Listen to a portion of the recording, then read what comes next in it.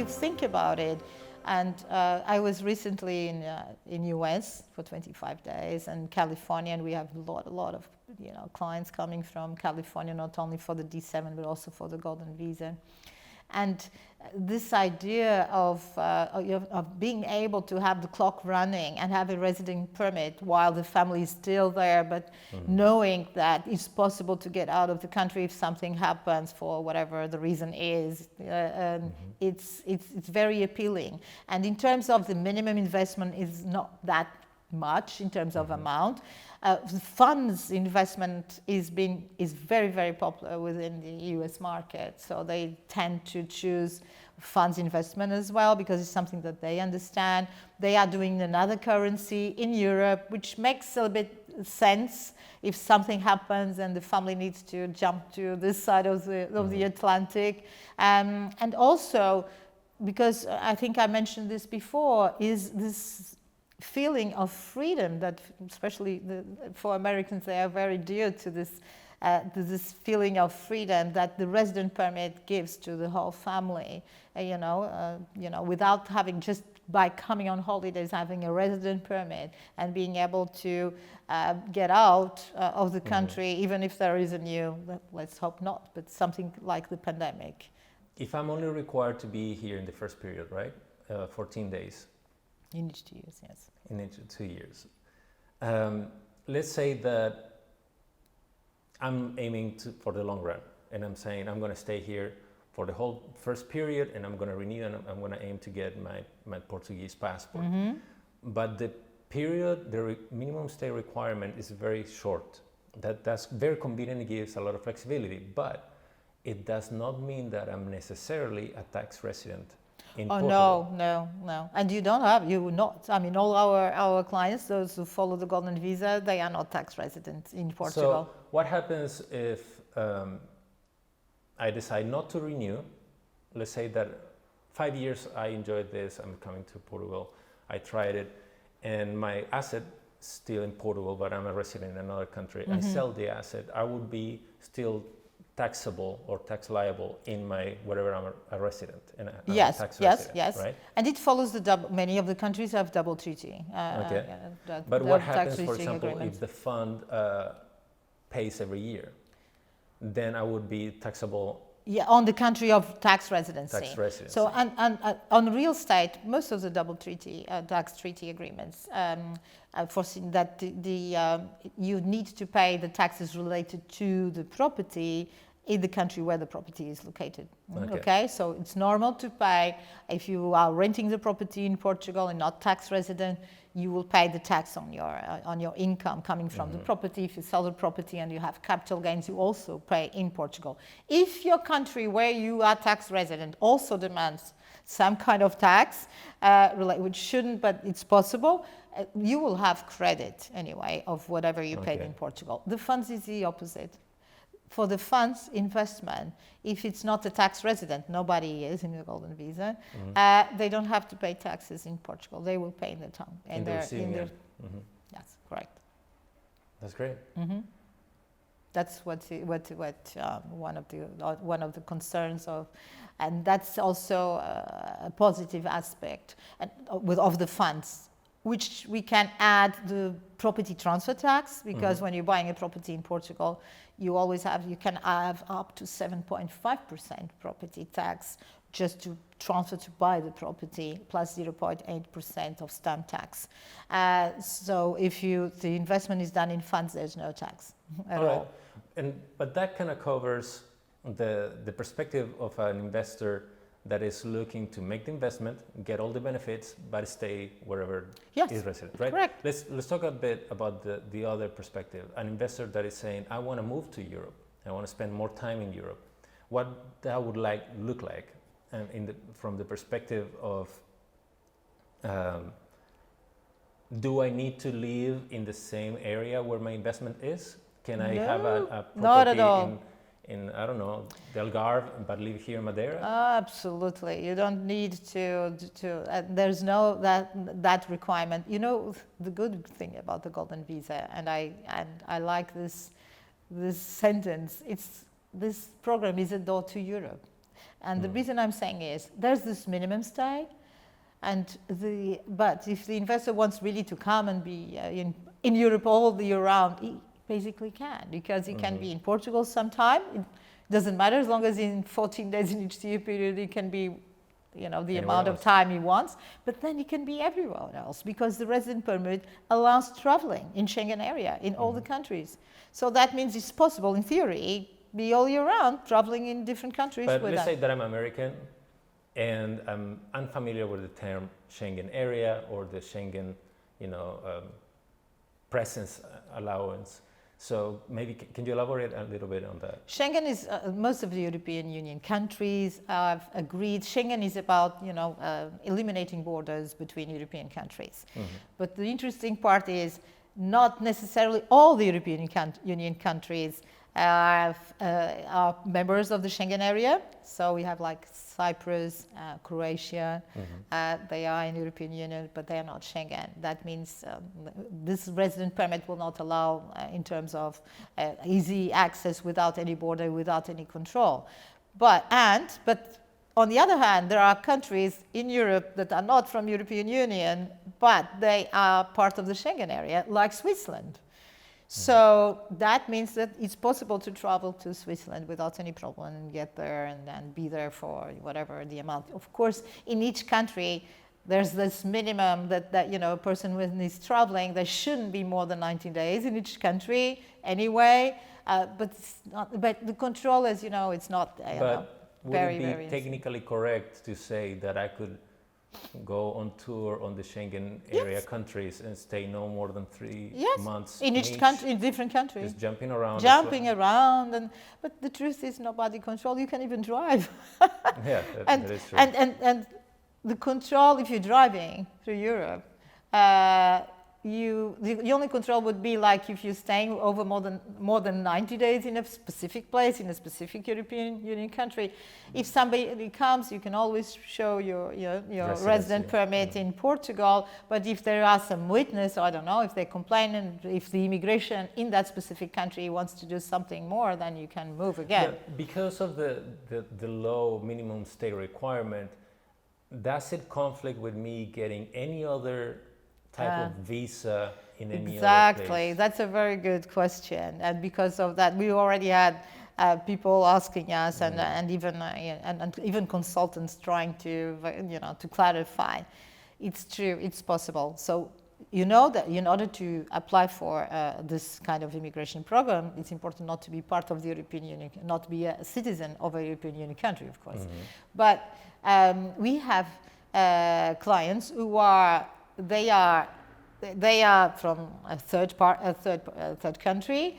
They are working and they have working permits and working in a European Union country, whatever that, like Netherlands, and not only we have clients in different working and having a working permits in different European Union countries, and they still can do the Golden Visa because the minimum stay Golden Visa is only 14 days, so it doesn't collide. So they can keep the working permit in a resident and still going through the Golden Visa. Why do they do this? Because they want to have access to the passport, to citizenship, while the working agreement that they have will not get them in the countries where they are. And if I was a very successful investor and I'm thinking about probably making two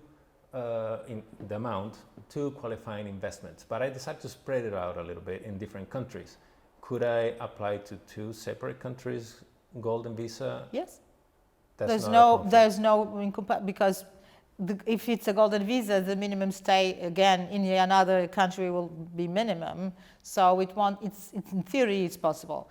The only thing is when the applicants are choosing, they usually choose one for a Golden Visa because the aim is definitely getting the citizenship for most of the applicants. And Portugal is very flexible. After 5 years, it's possible to apply for citizenship, and Portugal allows multiple citizenships. And other countries, it's either more complicated to get to the citizenship, or having more minimum stays, more years to be eligible for the application, or there are countries also not allowing dual citizenship. Spain is one of them. Spain only allows for the former South American countries.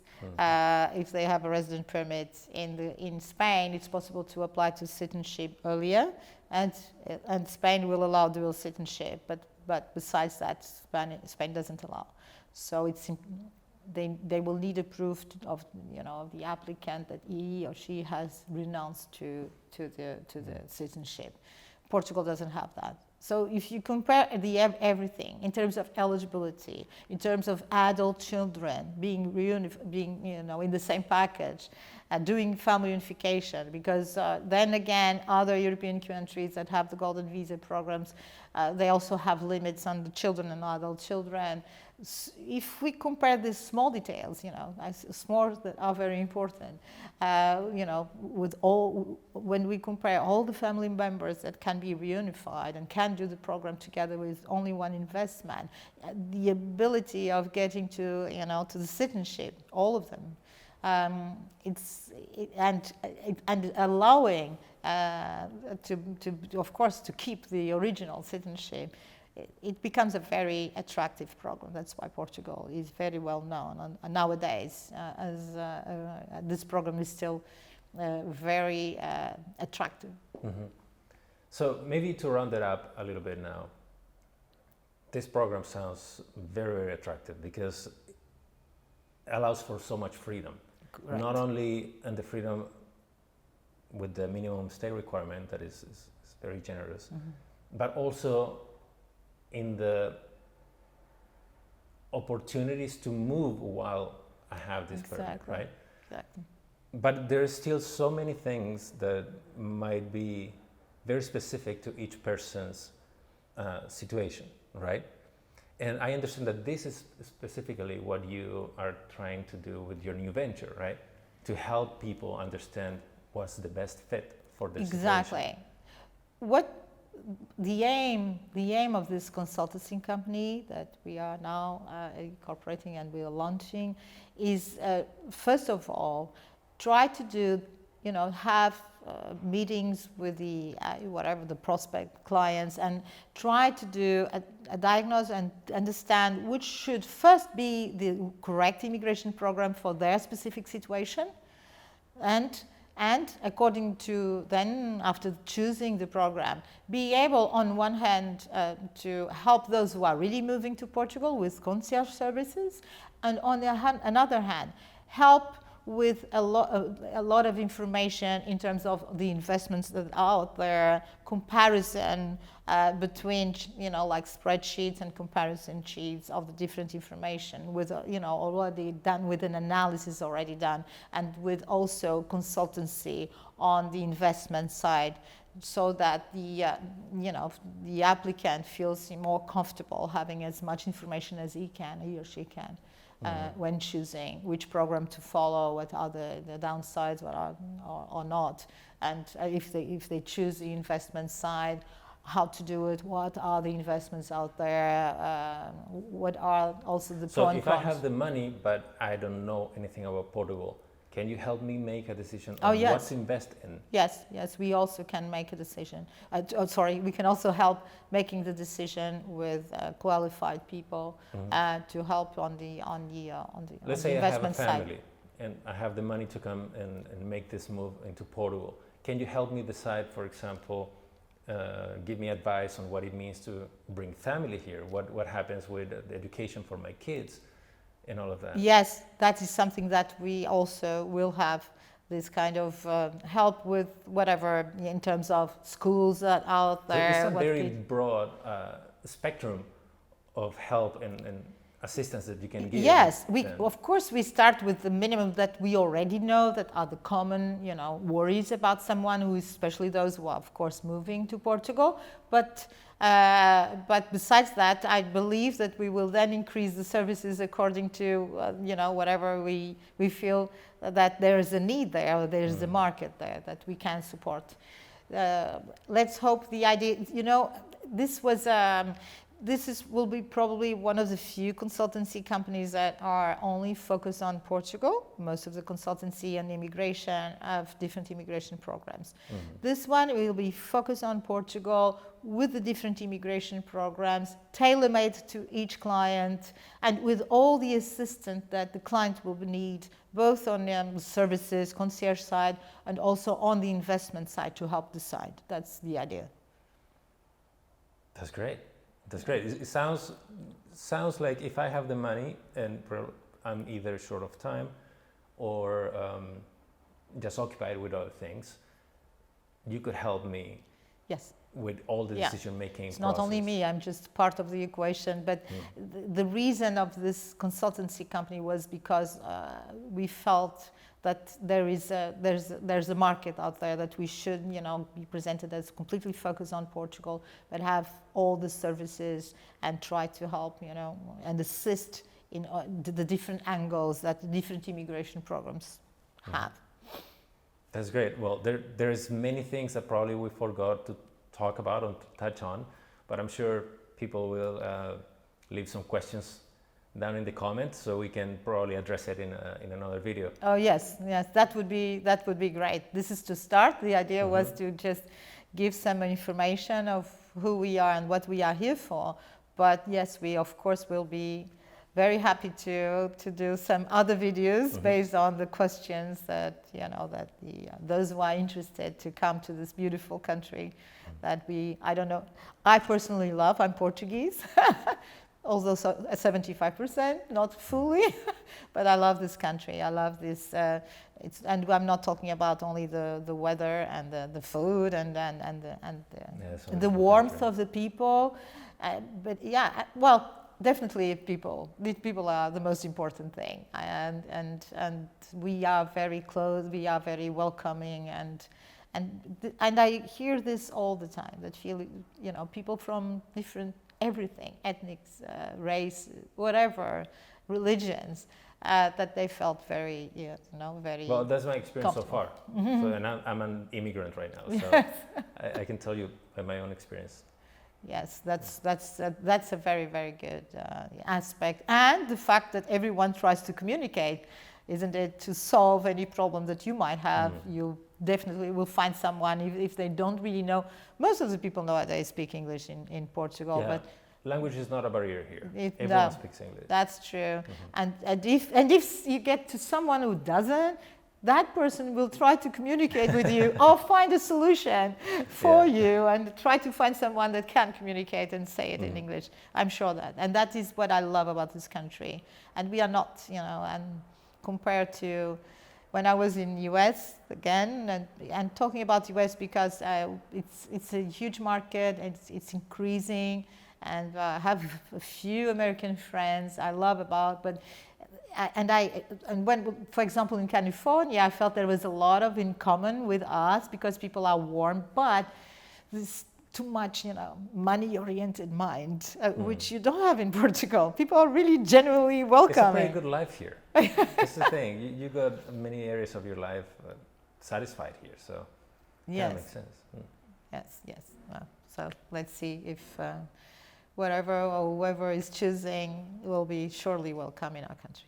Well, I think we should wrap it up for today. Yeah. Thank you very much for your time. Thank you very much for your expertise. And let's hope that people like the video and maybe share their thoughts and questions so we can go from there and work from there and be able to reach, and to actually help them. And to help. That's the mission and my passion as well. And Well, thank you very much for watching, and we'll see you on the next time. Yeah. And thank you very much. Thank you very much. Thank you very much, Bernardo, for being here. No, thank you for having me. Thank you.